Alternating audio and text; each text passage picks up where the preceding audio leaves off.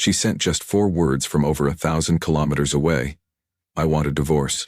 No explanation, no phone call. And worst of all, when I checked our retirement account, everything was gone. I had trusted my wife completely for over 2 decades, and yet in just one day, the life I thought was stable came crashing down. My name is Michael Brennan. I'm 52 years old and live in a small town near Boise, Idaho. I've worked in the electrical engineering field for over 27 years, mostly at a local company that installs electrical systems for factories.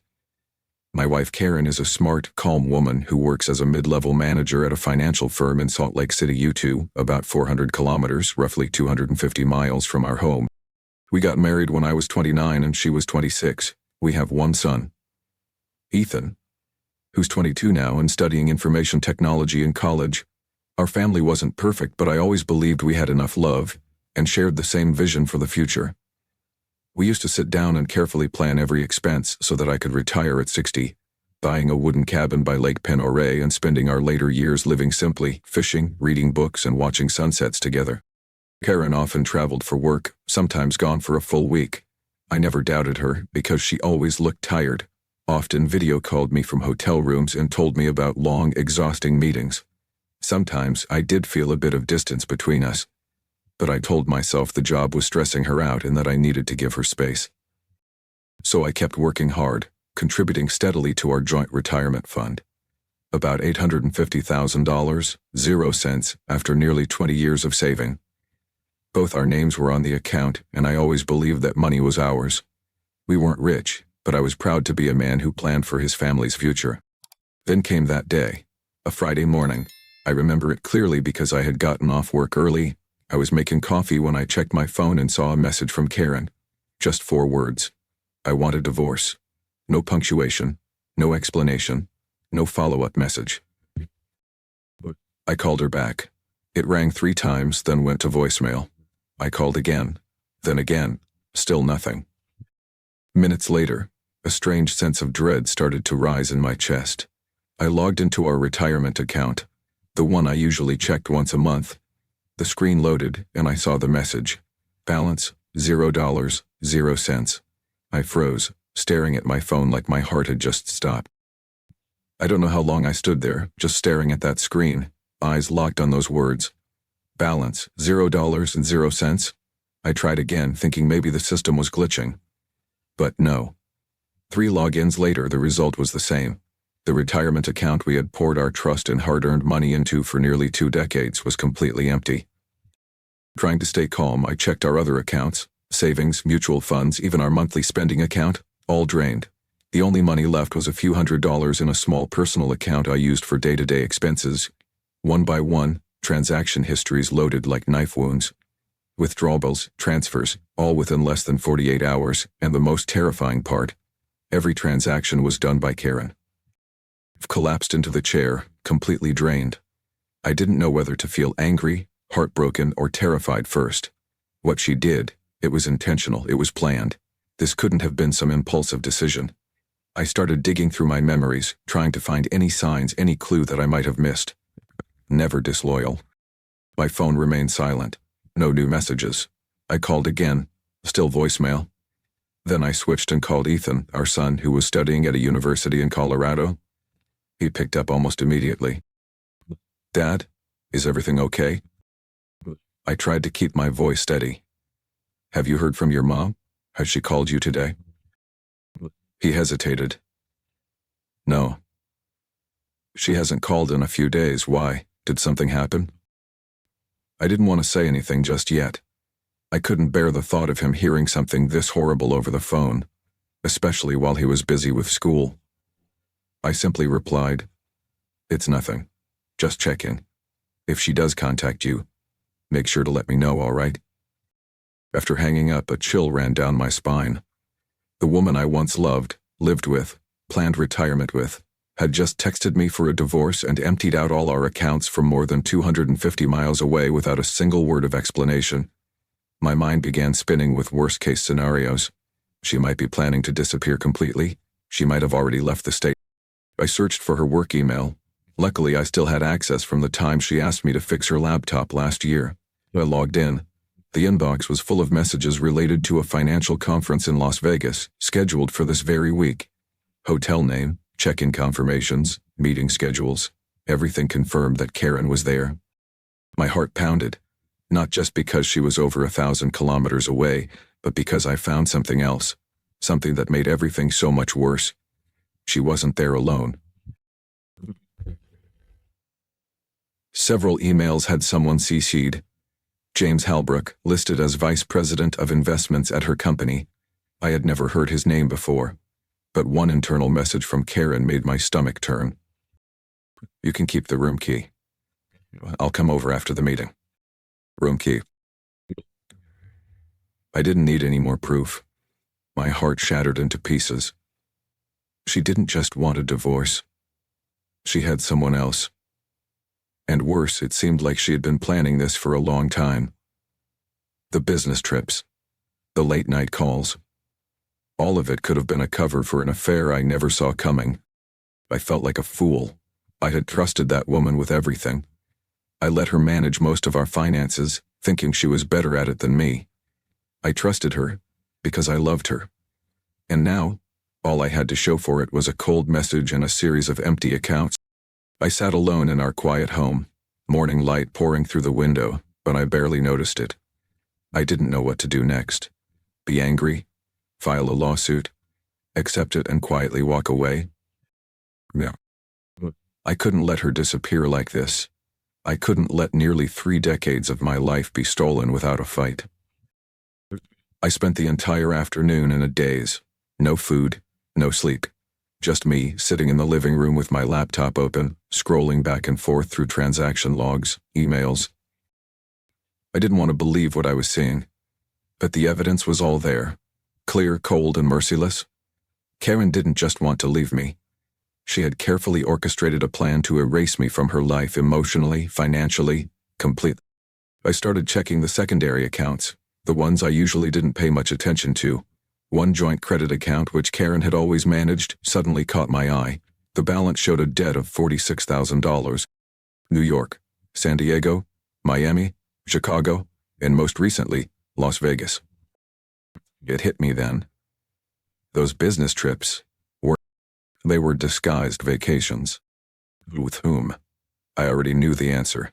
James Halbrook. I looked him up on LinkedIn. His profile popped up right away. James Halbrook, 45 years old, unmarried, formerly based in Denver, now working at the headquarters of Karen's company. He had a polished look, a confident smile, and a long list of posts bragging about progressive financial thinking. What made my skin crawl was his profile picture. James standing in front of a luxury resort on a beach in Cancun, Mexico. The exact place Karen told me she had to attend a corporate training retreat 8 months ago. I didn't question it at the time. Now everything was crystal clear. The deeper I dug, the more stunned I became. Karen's email account contained dozens of private exchanges with James, not just about work. Many of them were tucked away in the archived folder, like she'd deliberately hidden them in case I ever snooped. One particular email sent a chill through me.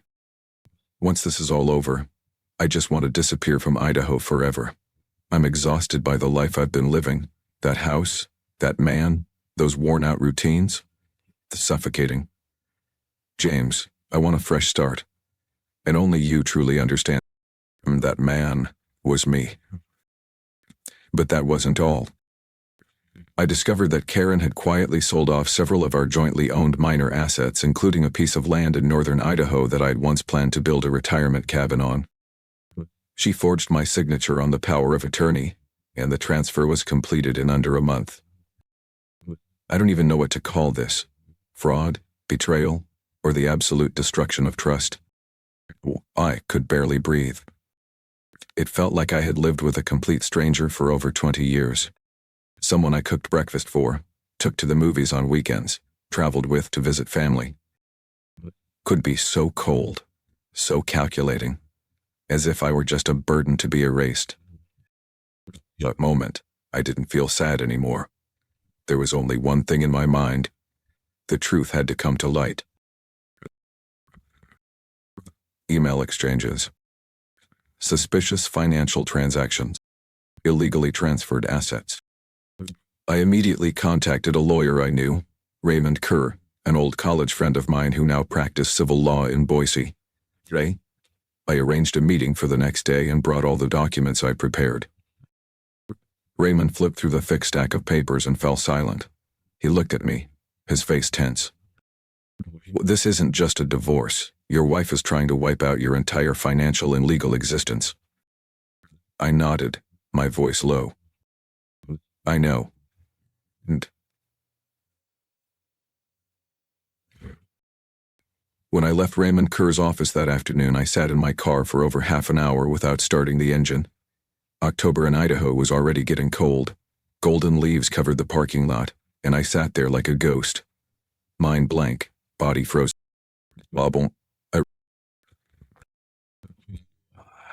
This was a deliberate manipulation, a betrayal planned down to the smallest detail. And I, a husband who had trusted his wife, had been completely blind to it. I felt humiliated, disrespected. But most of all, abandoned in the cruelest way possible. That night, I couldn't sleep. Sat flipping through our old family albums, photos from camping trips, Christmas dinners, those quiet moments when Karen leaned her head on my shoulder, smiling gently, with little Ethan nestled in her arms. With every page I turned, I felt like something was crushing my chest. Not because I missed those times, but because now, I didn't know how much of it had ever been real. I remembered one moment in particular that now cut deep. A few years ago, I had secretly planned a surprise trip to Hawaii for our 20th anniversary. I worked overtime for a whole month to afford the plane tickets and hotel booking. When I gave her the tickets, she paused for a few seconds and said, "I'm really sorry, but I have a mandatory seminar that month. I can't cancel it." I wasn't angry. I understood her job was important. I rescheduled the trip for another time. Less romantic, sure, but I was still happy when she smiled and hugged me. Know what that seminar really was? And who went with her? I didn't feel like a man betrayed. I felt like a fool. Not because she cheated, but because I truly believed we had a real marriage. Just to think, even though Karen wasn't affectionate or expressive, we still had a bond. I used to tell friends with pride, Karen and I don't need to be romantic all the time. A team. No. Turns out, I was just a pawn in a game where the other player had switched sides a long time ago. I didn't want Ethan to know all of this, but I also knew I couldn't hide it forever. 2 days later, I asked my son to meet me at a cafe near his old school, the same place I used to take him for hot chocolate after every test. Now a tall, composed young man, and felt a lump in my throat.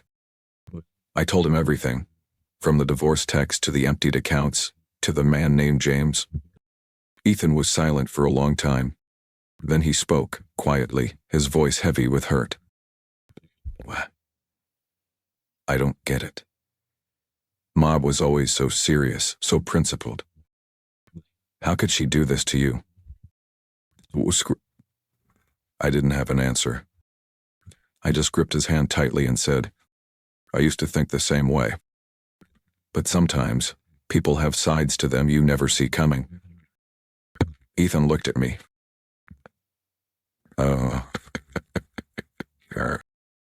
I looked at my son and said firmly, I'm not going to sit back. I'm going to bring the truth to light. Not just to get the money back, but to show your mother and that man that I'm not just a number they can wipe off a bank account. That night, for the first time in days, I wrote in my journal. Just one sentence. I was betrayed, but I will not be defeated. The next morning, I woke up with a different feeling. Gone was the numbness, the despair of the past few days. Inside me was a slow-burning fire. For the first time since Karen betrayed me and emptied our accounts, I wasn't just waiting to see what else I'd lose. I was ready to fight for what was mine. I called my lawyer, Raymond Kerr, the moment his office opened. Ray, I've made my decision. I'm filing a lawsuit, and it's not just for the divorce. Raymond was quiet for a moment, He didn't sound surprised. Maybe he'd been waiting for me to say those words since day one. Are you ready for this? It won't be easy. She's clearly prepared. She may have hired her own attorney already. I'm ready, I said. I can't let her walk away with everything I spent my whole life building. We got to work. Step 1. Freeze what was left. Secondary accounts, credit cards, minor investment funds, anything Karen hadn't touched yet. Ray quickly filed an emergency motion with the Ada County Court to request a temporary injunction preventing any transfer of assets, especially the house, which was still under both our names. Step 2. Build the case. The documents I had already gathered, emails, bank statements, suspicious transfers, were included in the initial filing.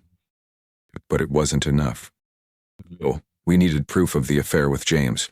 In Idaho, adultery still plays a role in how assets are divided and can affect post-divorce legal outcomes. I needed a professional. That's when Ray introduced me to Mark Benson, a private investigator who used to work for the local police. Mark was quiet, sharp-eyed, and extremely methodical. I told him straight. I want to know everything. Where she is, who she's with, how much she's spending, what hotel room she walks into. I've got nothing left to lose. Mark nodded and simply said, I'll bring you the truth, in photos and paperwork. Just 4 days, Mark delivered a report over 30 pages long. There were photos of Karen and James walking hand in hand out of a luxury hotel in Las Vegas. Copies of business-class plane tickets to Cancun, Mexico, just like I'd suspected. The trip was scheduled for 1 week after she sent the divorce text. She was planning to live the high life, on my dime. At that point, I didn't feel hurt anymore. I just saw it clearly. To her, I was an obstacle, nothing more, nothing less. And that was all the reason I needed to keep going. Raymond began drafting the lawsuit based on 3 major claims. Marital financial abuse using shared assets for personal gain and fraud. Breach of marital duty, backed by evidence of adultery. Forgery and illegal transfer of property, possibly criminal in nature. We also submitted a petition to freeze all current assets and requested an investigation into all transactions Karen had made in the past 12 months. I didn't want to take anything that wasn't mine, but I wasn't going to let someone steal what was rightfully mine. Raymond warned me. Karen will likely fight back. She might try to paint you as a negligent husband, maybe even emotionally abusive. Her lawyers will create a different narrative. I nodded. I'm not afraid. I'm not perfect, but I'm not a villain. I have witnesses. I have my son who knows how I lived and treated people all these years. She can make up whatever story she wants. The truth is still the truth. That was the first day I felt like I had regained control. I was no longer the man left behind by a text message. I was a man stepping into a battle, not for revenge, but for the justice I deserved. The first court date fell on a freezing morning in late November. I wore an old gray suit, the same one I'd worn to my first job interview at a construction company 25 years ago. It didn't quite fit like it used to, but I wore it for one reason. To remind myself of how far I'd come and that I could survive this too. Karen arrived on time. She sat 2 rows across from me in the small Ada County courtroom. She looked nothing like the tired, modest woman I once knew. Her hair was perfectly curled, she wore a designer coat, and her eyes were cold. She had her own lawyer by her side, Brenda Lowell, known for being ruthless, sharp, and brilliant in high-stakes divorce cases involving money. Karen didn't look at me once. Not because I still loved her, but because I wanted to truly see the person who once swore to share her life with me, and now sat there like we'd never shared anything at all. The hearing opened with routine proceedings. Judge Thomas Reeves, a silver-haired man with a steady voice, read aloud the details of the divorce filing, asset division request, and the formal accusations submitted by my legal team. Then came the response from the defendant. To my surprise, her lawyer stood up and declared, "My client denies all accusations of financial abuse. She asserts that Mr. Michael Rivers exercised excessive control over the couple's finances throughout the marriage, forcing Mrs. Karen to act independently. The withdrawals were made in an effort to protect herself from years of neglect and emotional abuse. I almost laughed out loud. Emotional abuse?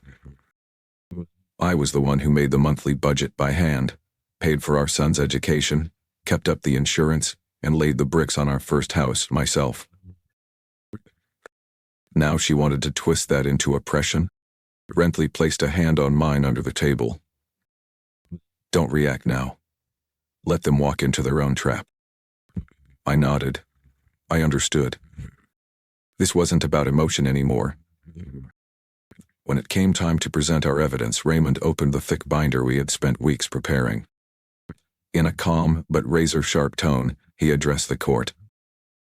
A bank statement showing over $217,000, 0 cents withdrawn in the 2 months before Karen sent her divorce text.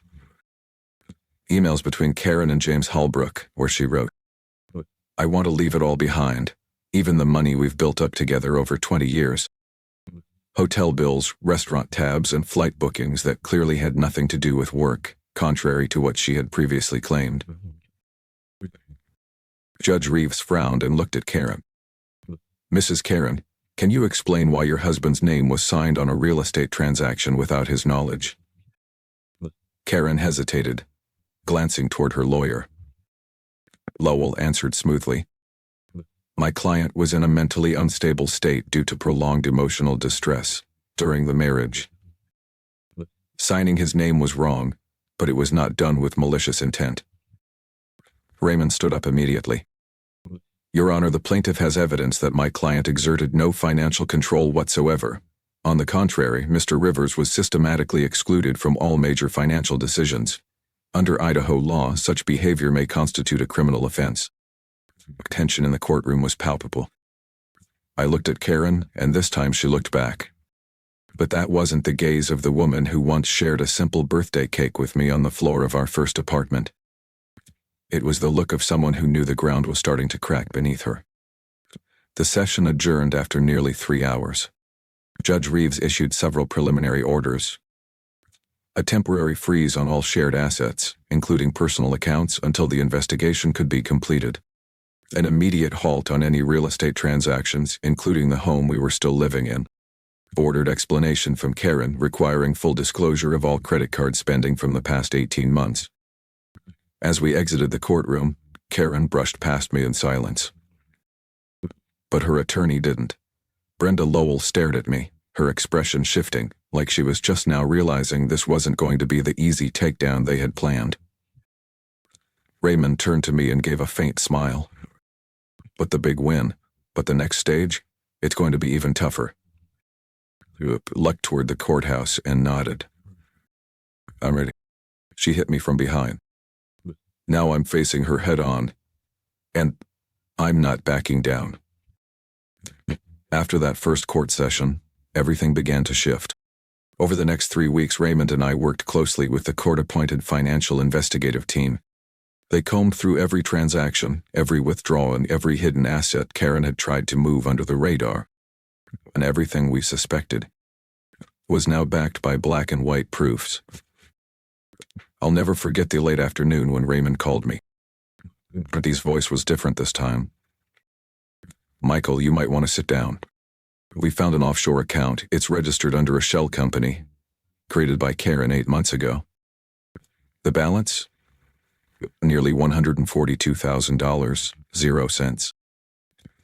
I let out a dry laugh. So she really was planning this all along? Ray exhaled slowly. Just planning? Orchestrating? This isn't just a divorce, Michael. This was a clean-out. Calculated. With the mounting evidence, reckless spending, abuse of marital assets, and her affair with James, my lawyer filed an updated petition with the court. This time, we weren't just asking for fair division. We were demanding full redistribution, financial compensation, and that the court consider criminal charges for forgery and fraud. The final hearing took place in early January. Snow was falling lightly outside the courthouse windows, The cold air crept into the room, but my chest burned with resolve. I no longer came to court burdened with confusion or heartache. I came as a man who had fought for what was right, and wouldn't back down. Karen sat quietly beside her attorney. Her face was blank now. No arrogance, no makeup to cover the truth. Wasn't present. According to Mark, the private investigator, he'd been discovered by his own wife and was now being sued in another state. A fitting end. Judge Reeves entered and took his seat. His voice rang clear across the room. Letter reviewing all submitted evidence, testimonies, and findings from the financial investigation, the court issues the following ruling. 1. On marital assets. All accounts from which Karen withdrew funds must be fully reimbursed to the plaintiff, me. In addition, due to fraud, I was granted full ownership of our house, a plot of land in Boise, and our Ford F-150, which had previously been in both our names. 2. On the offshore account. The court ordered a full seizure and repatriation of the hidden funds in the shell company Karen created. I was awarded 85% of the recovered amount. 3. On compensation. Karen was ordered to pay my legal fees, all investigative costs, and an additional $15,000, 0 cents in emotional damages, in light of her intentional betrayal and financial deceit. 4. On criminal responsibility. Recommended referral to the district attorney regarding her forged signature on the property transaction, an offense that could carry up to 3 years in prison. I sat there, silent. No applause, no triumphant grin. Just a long breath, and a quiet whisper to myself. Justice still exists. Karen broke down in tears. Real tears for the first time since all of this began. But they didn't move me anymore. Not because I was heartless, but because I'd already lived through the worst of it. A part where I still loved her, still believed in her, and got stabbed in the back for it. 2 weeks later, I moved back into my home, the same place I'd fled in panic the day Karen sent the divorce text. But this time I returned not as a man abandoned, but as a man who had risen from the ashes. My son Tyler came to visit. He placed his hand on my shoulder and said, "You did it, Dad, I'm proud of you." I just smiled and replied, "I didn't fight to beat Karen. I fought so you'd never think your father gave up when things got unfair." We hugged. And for the first time in months, my heart felt a little lighter. Karen later tried to delay the judgment's enforcement, but the court denied her appeal. She sold her BMW, moved out of the luxury apartment she shared with James, and according to updates I got, she's now working as a temporary office assistant at a local real estate firm. James, he's gone off the radar. Rumor has it he moved to Texas. I'm not richer after the trial, but I got something more valuable. My dignity back. My name cleared. And most of all, I realized I'm no longer the broken man she walked away from. Now, I'm rewriting my story. I go fishing on Sundays. To play golf with Tyler on Saturday afternoons. I redid the backyard, fixed the kitchen, and planted a row of tomatoes. Karen once mocked as messy and pointless. Life isn't the same as before. It's better. Because now it's finally peaceful. My story is proof that sometimes the people we trust most can hurt us the worst. But it's also proof that pain can become power. We choose to rise, fight, and reclaim our worth. And after betrayal and loss, I didn't fall. I stood my ground. And now, I've won something deeper than money. Peace. What do you think about this story and the choices the characters made? Leave your thoughts below, and don't forget to follow the channel for more real-life family stories with powerful lessons.